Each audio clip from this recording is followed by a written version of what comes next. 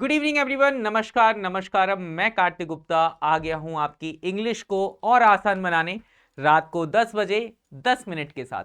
तो चलिए मैं आपके साथ वक्त निकाल कर आया हूं। तो आज की क्लास में इंग्लिश के पावर पंच में जो इंग्लिश का पावर पंच है उसमें आज हम सीखेंगे पैराजंबल कि कैसे हम पैराजंबल को सॉल्व करते हैं। जैसे कि आपके ऑल एसएससी का एग्जाम, कोई भी एसएससी का एग्जाम हो या टीचिंग का एग्जाम हो या कोई भी एग्जाम हो, तो वहां पर हम कैसे पैराजंबल को सॉल्व कर सकते हैं, कैसे पैराजंबल को सॉल्व करेंगे। तो चलिए आइए हम जानते हैं चीजों पर बात करेंगे। तो पैराजंबल का मतलब क्या होता है? एकदम एकदम सीक्वेंस से चीजों को अरेंज करना, एकदम सीक्वेंस से चीजों को अरेंज करने की जो प्रोसेस है, सीक्वेंस से चीजों को अरेंज करने की जो प्रोसेस है, उसी को हमने क्या कह दिया सर? उसी को हम कहते हैं पैराजंबल। आज की क्लास का पहला क्वेश्चन हमारे पास रहा कि आर्किटेक्चर बिगेन।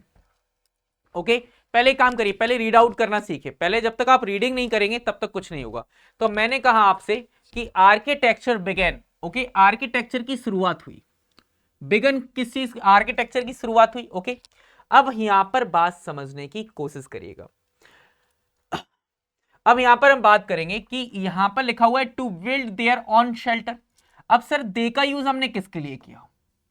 देयर का यूज हमने किसके लिए किया? तो आपको समझ में आएगा सर यहां पर देयर एक इंपॉर्टेंट है। तो सर यहां पर देयर क्या है? प्रोनाउन है। तो देयर यदि एक प्रोनाउन है तो किसी ना किसी नाउन के लिए आया होगा। तो नाउन ढूंढते कहां है? तो आपके सामने आएगा कि देयर किसके लिए आया होगा सर? पीपल के लिए आया होगा। किसके लिए आया होगा सर? पीपल के लिए आया होगा। इसका मतलब पहले पीपल आएगा, पहले पीपल वाला आएगा, फिर देयर आएगा, पहले पीपल वाला आएगा, फिर देयर आएगा। तो इसका मतलब आपको ये वाली बात पता लग गई कि आर पहले आएगा और पी बाद में आएगा। आर पहले आएगा और पी बाद में आएगा। ओके, अब बात को समझना। अगला हमने पढ़ा on readymade ones rather than relying. आपको पता है रिलाइंग एक इंट्रांजिटिव वर्ब होती है और रिलाइंग के साथ हम ऑन लिखते हैं, रिलाइंग ऑन। ओके, तो इसका मतलब एस का पेयर जो बना है वो क्यू के साथ बना है। एस का पेयर किसके साथ बना है सर? एस का पेयर बना है सर क्यू के साथ बना है। अब यहां से हमें स्टार्टिंग करनी है।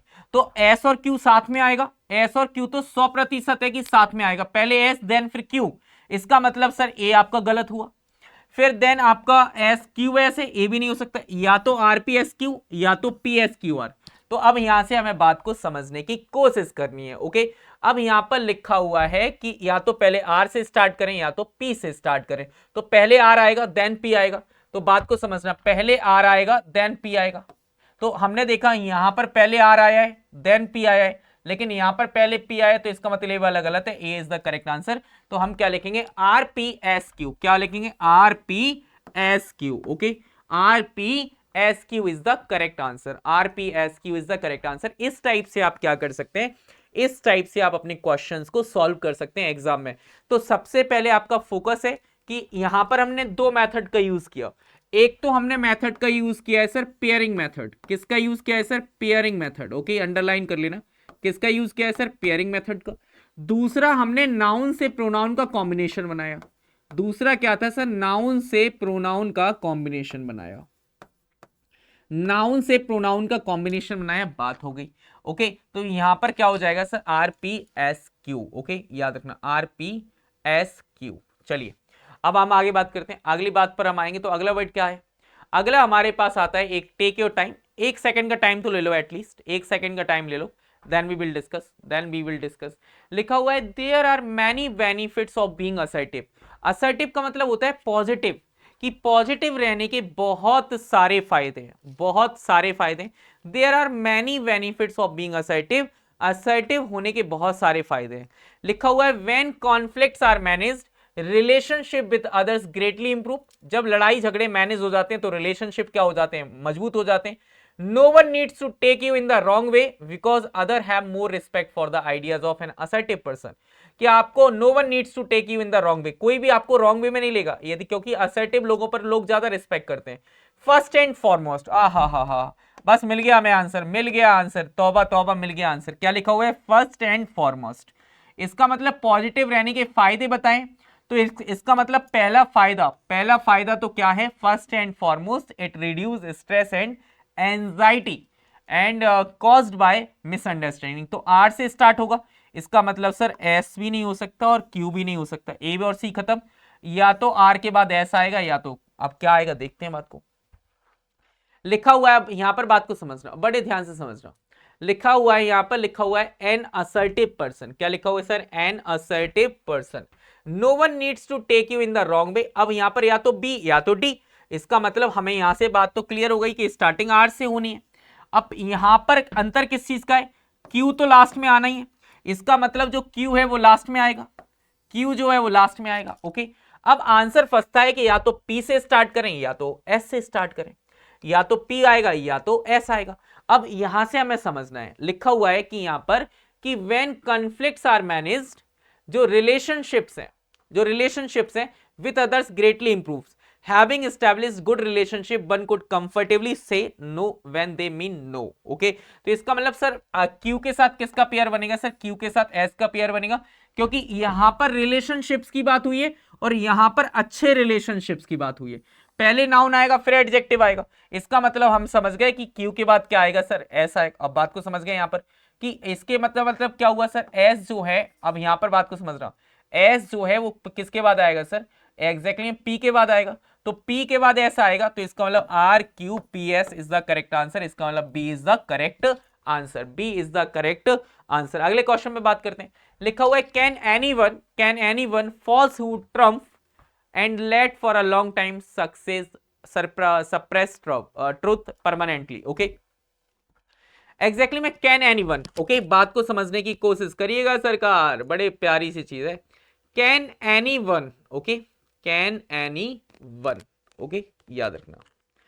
कैन एनीवन लिखा हुआ है and let suppress the truth. Okay, अब आपको यहां पर समझ में आ गया कि सर यहां पर लिखा हुआ है वन। ओके, इसका मतलब ये सब्जेक्ट है। इसके बाद हमें चाहिए मेन वर्ब। ओके, क्या चाहिए? Main verb. अब मेन वर्ब एंड के पहले तो डायरेक्टली ये तो हो ही नहीं सकता, मतलब क्यू से सेंटेंस स्टार्ट नहीं होगा, तो सेंटेंस स्टार्ट होगा एस से, क्योंकि सप्रेस क्या है? मेन वर्ब है। सप्रेस क्या है? मेन वर्ब है। इसका मतलब पहले हम क्या लिखेंगे सर? पहले आएगा एस। क्या आएगा सर? एस। ओके, इसका मतलब आंसर हो जाएगा आपका SRQP। और आपके ऐसे ही एग्जाम में क्वेश्चंस पूछे जाते हैं। ठीक है, चलिए अगले वर्ड पर आते हैं। अगले वर्ड पर आते हैं, लिखा हुआ है the work of William Shakespeare have provided us that have become. अब यहां पर बात को समझना, the works of William Shakespeare. इसका मतलब यदि ये सब्जेक्ट है तो यहां पर हेल्पिंग वर्ब चाहिए या तो मेन वर्ब चाहिए, हेल्पिंग वर्ब चाहिए या तो मेन वर्ब चाहिए। इसका मतलब हम समझ गए कि सर यहां पर डेट तो आ नहीं सकता, होगा हैव प्रोवाइडेड अस, तो पी से सेंटेंस स्टार्ट होगा, तो ये रहा PSQR। तो देखो पहले क्या आया? P आया, फिर हैव प्रोवाइडेड अस, क्या प्रोवाइड करते हैं? With a number of phrases that have become such common expression.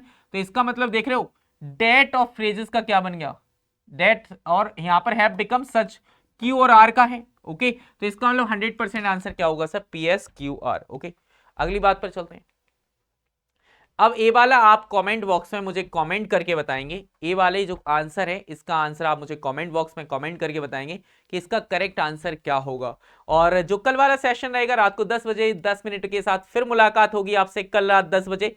तो जब तक के लिए आप अपना और अपनी फैमिली का ख्याल रखिए, हंसते रहिए, मुस्कुराते रहिए, खुश रहिए। Thank you so much.